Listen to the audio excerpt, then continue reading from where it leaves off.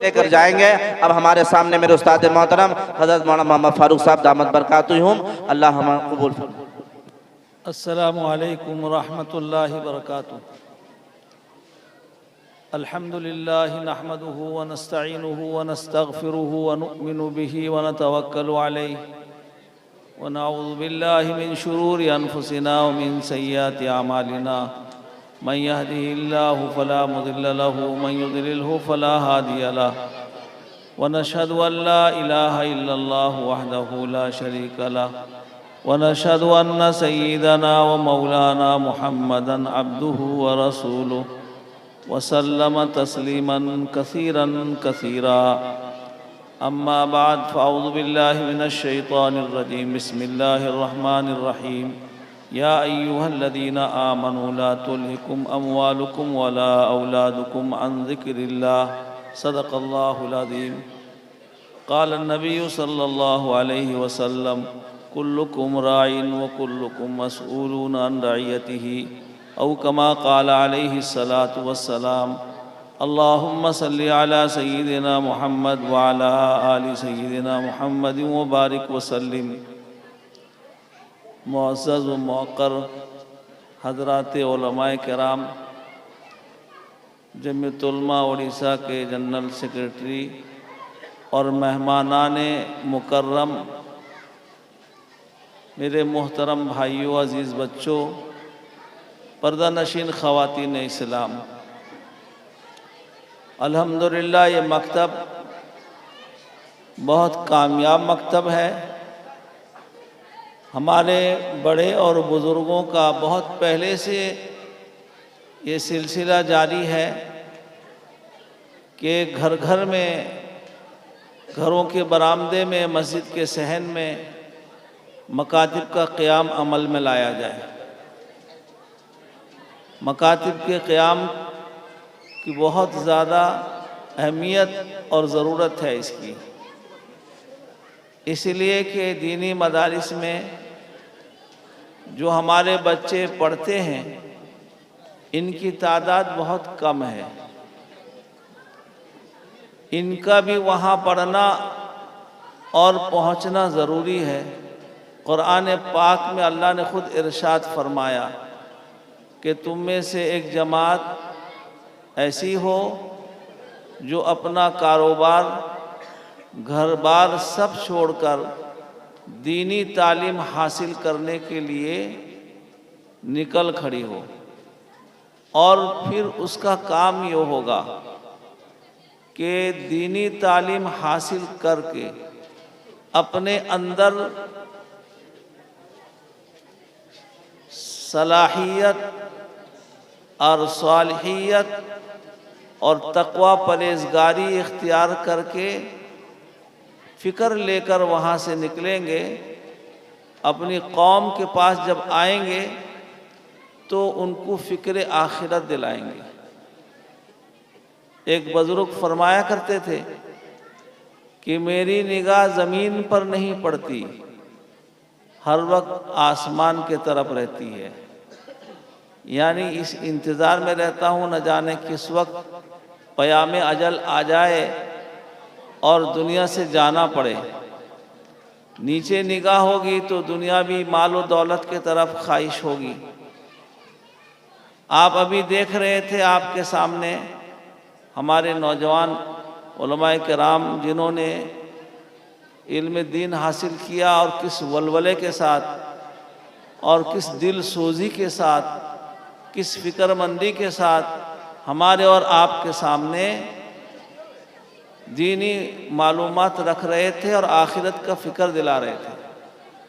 मेरे मोहतरम भाइयों, इस मकतब के बरकत से पूरे शहर के चारों तरफ से अल्हम्दुलिल्लाह उलमा और सुलहा और दूसरे लोग सब शरीक जलसा हैं, दीनी बात सुनने और मालूमात हासिल करने के लिए आए हैं। याद रखें कि आका मोहम्मद मुस्तफ़ा सल्लम का फरमान है कि मेरी उम्मत पर एक ज़माना आएगा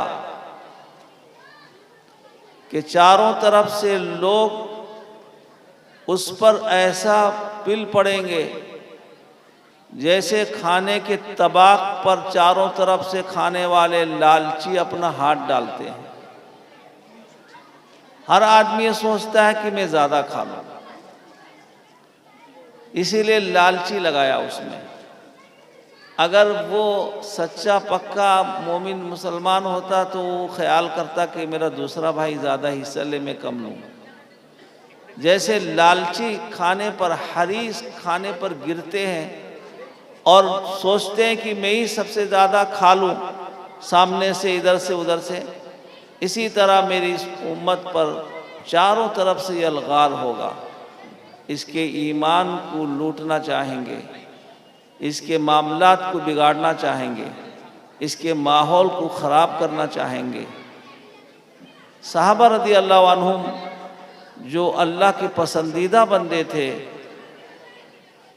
कुरूने अव्वल के आका मोहम्मद मुस्तफ़ा सल्लम के सोहबत याफ्ता थे। सहाबा रदी अल्लाह अन्हुम में से किसी ने सवाल किया, पूछा, या रसूलुल्लाह सल्लम, क्या उस ज़माने में हमारी तादाद कम होगी, जो लोग इस तरह हमला आवर होंगे, ईमान खसोटने की कोशिश करेंगे, मामलात ख़राब करने की कोशिश करेंगे?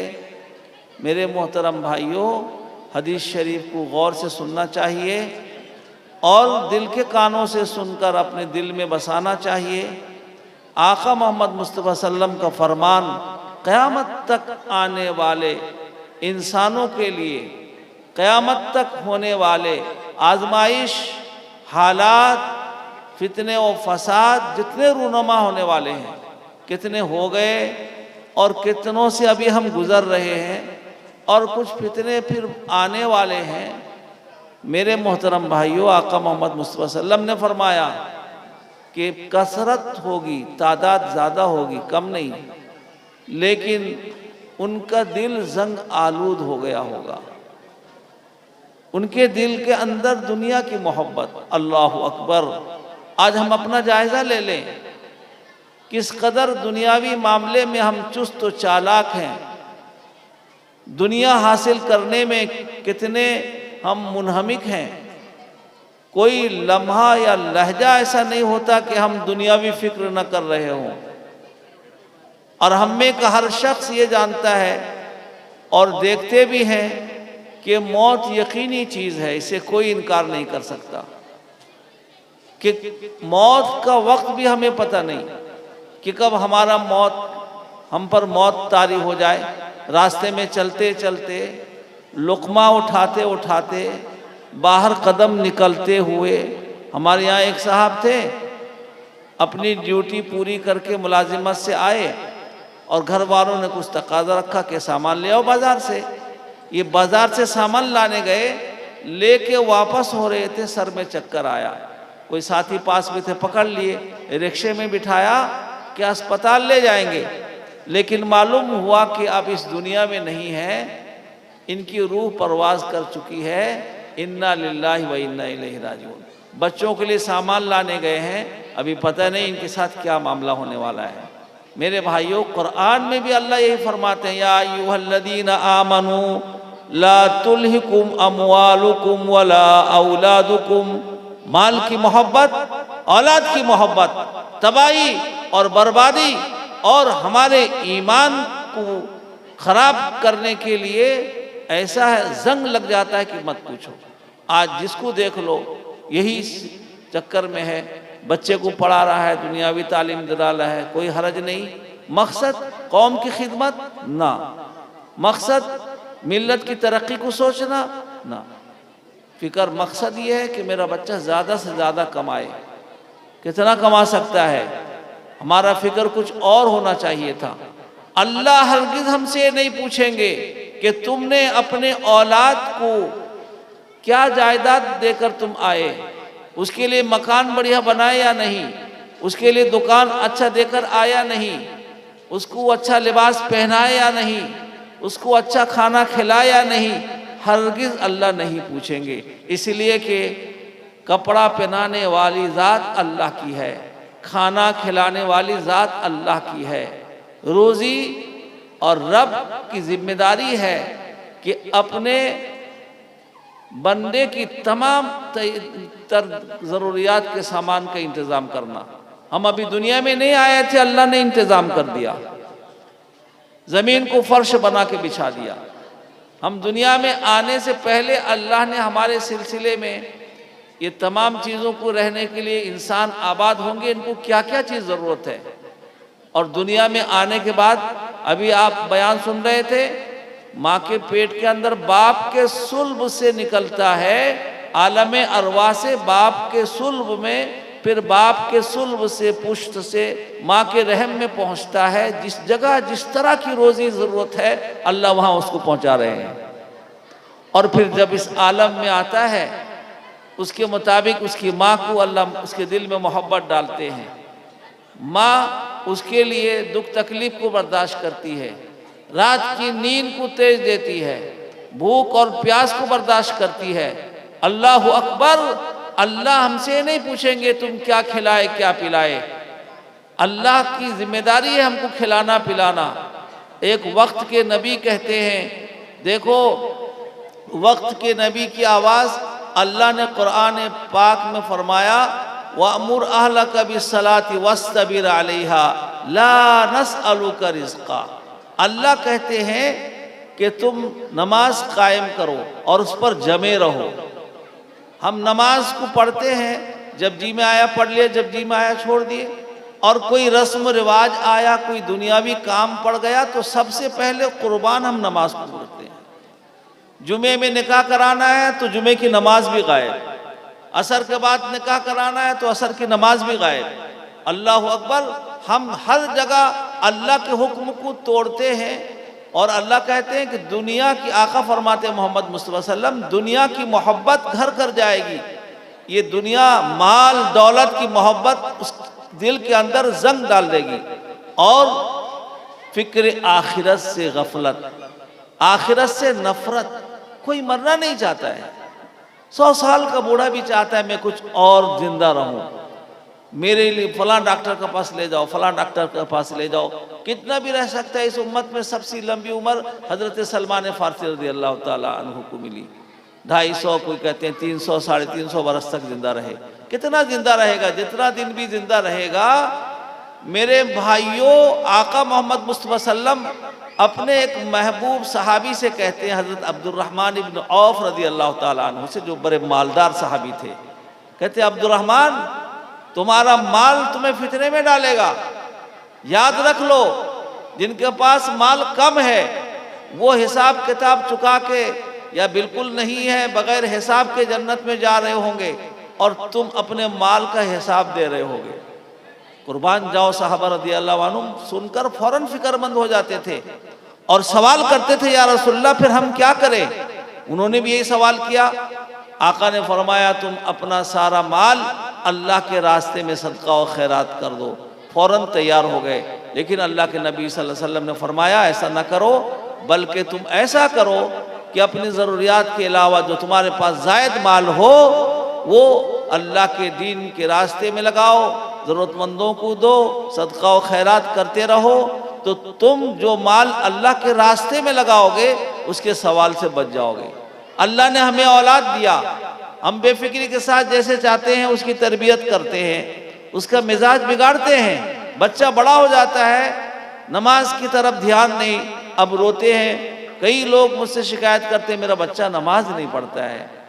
हमारे यहाँ मदरसे में आते हैं, कुछ लोग कहते हैं हजरत बच्चा घर में गया था, सुबह की नमाज में उठता नहीं है। तो मैं एक शख्स से पूछा कि भाई आपके घर में कितने अफराद हैं? आप मियाँ बीवी 2 हुए, बेटा बेटी गिनाए इतने हैं। मैं कहा बताओ कितने लोग नमाज में सुबह में उठते हैं? सब मुर्दे की तरह पड़े रहते हैं। ये इतने मुर्दों में एक बच्चा कैसे जिंदा होगा?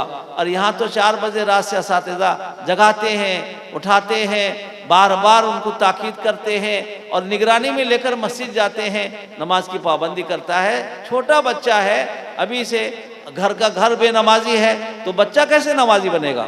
अल्लाह पूछेंगे हशर के मैदान में, हमने बेटा दिया, तुमने हमारा तारुफ कराया नहीं, हमने बेटी की शक्ल में औलाद दिया, तुमने हमारा तारुफ कराया नहीं कि ज़मीन का पैदा करने वाला, आसमान को बगैर सुतून के मुअल्लक करने वाला, चांद सितारों का निज़ाम चलाने वाला, हवाओं का चलाने वाला, पानी का बरसाने वाला, ज़मीन से पौधों को उससे और पलकों को और उससे अनाजों को निकालने वाला, ये कौन है?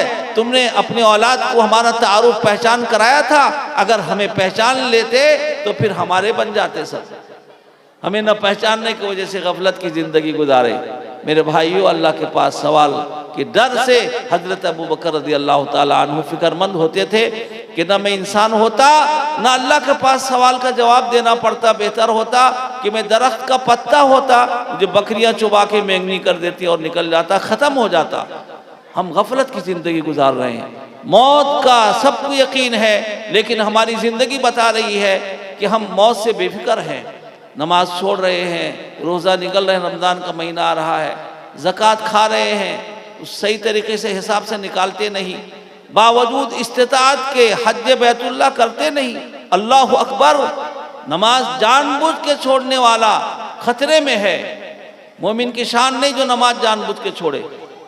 तो मेरे मोहतरम भाइयों, इस जलसे से आप ये पैगाम लेकर जाएं, अहद करें कि सबसे पहला कदम हम दीनदार बनने के लिए जो उठाएंगे, वो सबसे पहला कदम नमाज की पाबंदी है।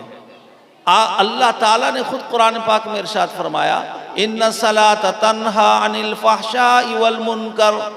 नमाज के अंदर अल्लाह ने ये सिफत रखा है।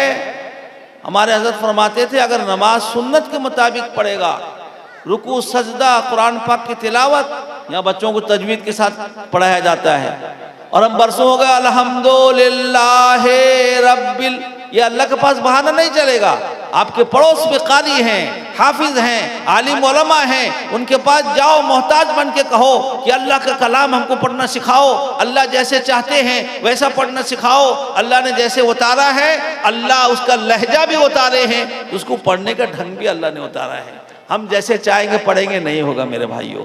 इसीलिए अल्लाह के यहाँ सवाल से बचने के लिए अपना भी फिक्र करें, अपने औलादों का भी फिक्र करें।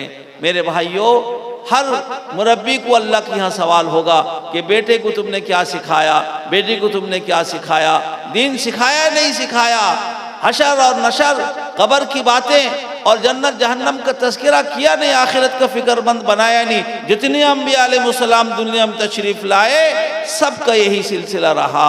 कब्र की बात, हशर की बात, पुलसरात की बात, जन्नत की बात, जहन्नम की बात सहाबा सुनते थे, ईमान ताज़ा हो जाता था। फिक्र आखिरत में मशगूल होकर रात उनकी नमाज में गुजरती थी, दिन रोज़े में गुजरता था, दूसरे के हुकूक को अदा करते थे, और फिर फिक्रमंद होकर ज़िंदगी गुजारते थे। नमाज की पाबंदी करेंगे इंशाअल्लाह। जब नमाज की पाबंदी करेंगे तो याद रख लो, दीन पर आहिस्ता आहिस्ता चलना आसान होगा। नमाज बेहयाई से, झूठ से और धोखे से, हर किस्म की खयानत से हमें रोकने वाली बन जाएगी। मेहमानाने मुकर्रम अभी मौजूद हैं, उनके बयानात होंगे। इसीलिए मेरे भाइयों, इस मकतब के कारी हमारे अब्दुल हलीम साहब बड़े मेहनती हैं माशाअल्लाह, बड़ा मेहनत कर रहे हैं, आपके बच्चों को हीरे जवाहरात से नवाज रहे हैं। आपको मैं पहले भी ऐलान किया था कि आप इनकी कदर करो। ये बेचारे अपना बेबसी के आलम में सारा काम लेके चल रहे हैं और हमारे बच्चों का फिक्र कर रहे हैं, आखिरत का उनका संवार रहे हैं, हमको सवाल से बचा रहे हैं। हमको भी इनका फिक्र करना चाहिए। अल्लाह ताला हमें दुनिया भी हमारी अच्छी बना दे, आखिरत भी हमारा संवार दे, आखिरत का फिक्रमंद बना दे। व आखिरु दावाना अनिल हम्दुलिल्लाहि रब्बिल आलमीन।